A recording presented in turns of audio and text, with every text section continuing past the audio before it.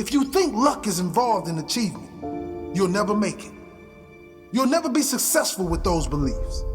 If you think luck is involved in success, I want you to take in this fact. 86% of millionaires are self-made.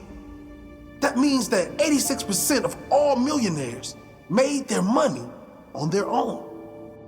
Their own sacrifice, their own work, their own persistence, their own creation.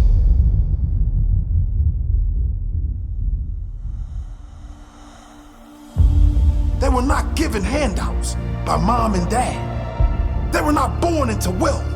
They didn't win the lotto or get lucky. Most of them came from poor families and fought their way to success.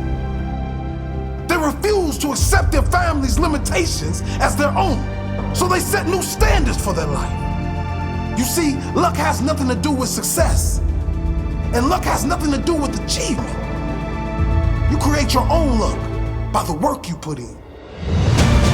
Talent has nothing to do with success.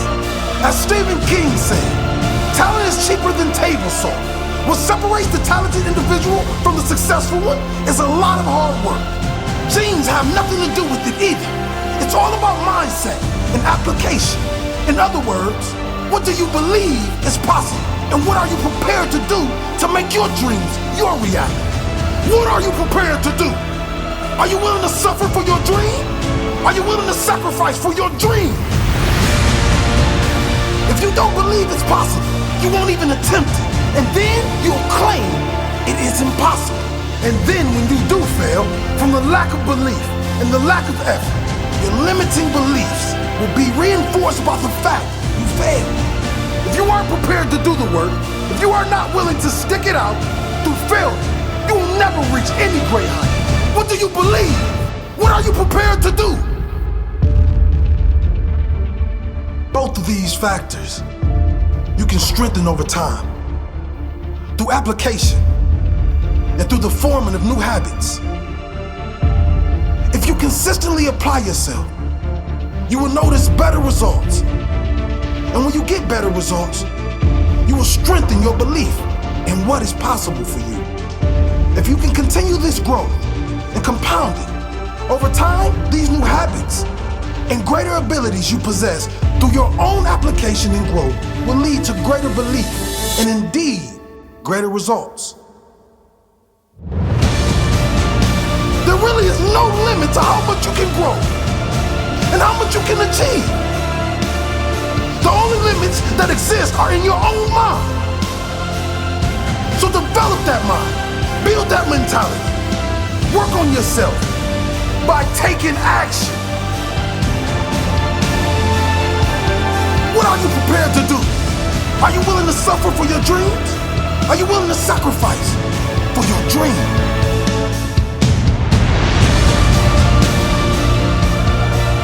We all know someone very smart on minimum wage.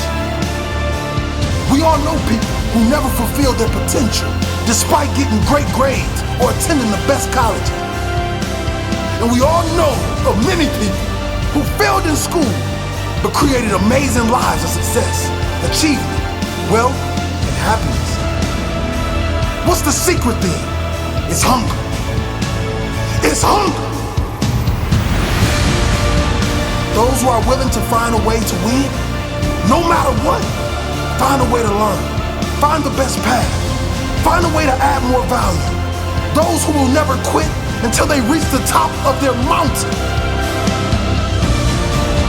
How hungry are you for success? I'm starved. How hungry are you?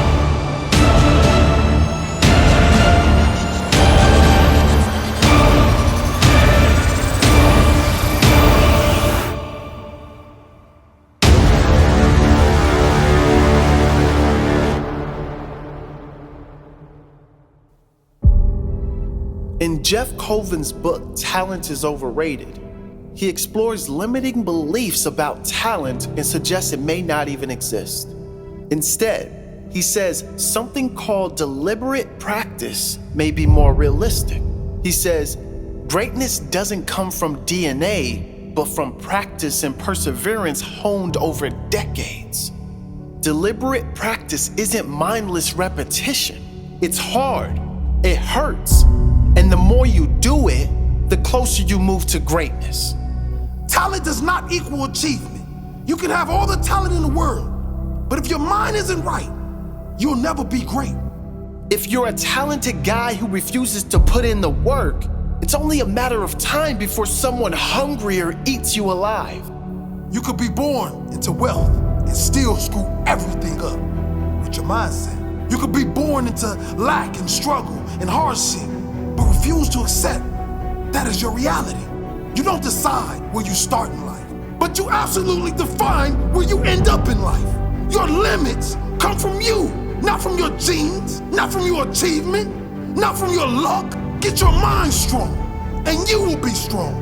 Feed your mind with success, and put in the work, and you will be successful. According to Forbes, 67% of the world's billionaires are self-made. Here's a list of some of those billionaires who grew up with a little, but through hard work, achieved a lot.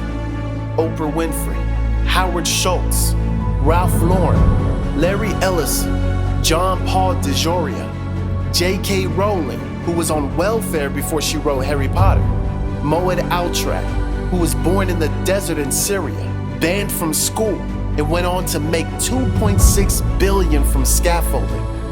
Tom Brady, now recognized by many as the greatest NFL quarterback of all time. But Tom Brady was an average college quarterback. His combined statistics prior to the 2000 draft were, at best, average, and that's being very generous. He was drafted unenthusiastically as the 199th pick in the 6th round by the New England Patriots. Scout Joe Buxbaum's report on Tom Brady prior to the 2000 draft: poor build, very skinny and narrow.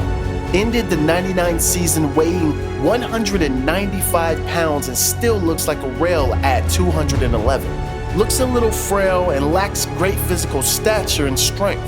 Lacks mobility and ability to avoid the rush. Lacks a really strong arm. Can't drive the ball down the field and does not throw a really tight spiral. The only person in the NFL that believed in Tom Brady was himself. Robert Kraft, New England Patriots owner, relived his first meeting with Tom Brady. This skinny beanpole of a young man walked over to me and said, "Hi, Mr. Kraft. I want to introduce myself. I'm Tom Brady." I said, "I know who you are. You're our 6th round draft choice."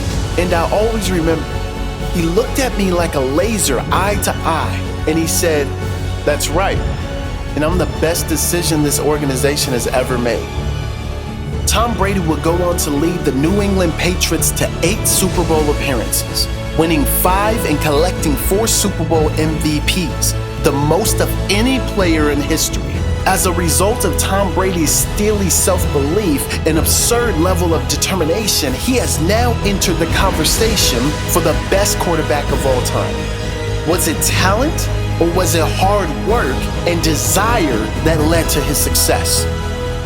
So, if you were planning to use the excuse of talent, think again.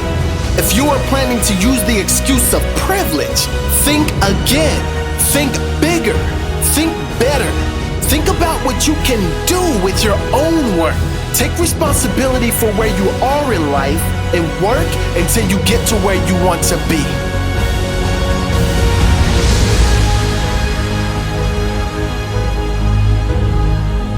You can outperform anyone with a fancy education if you have the will to do so.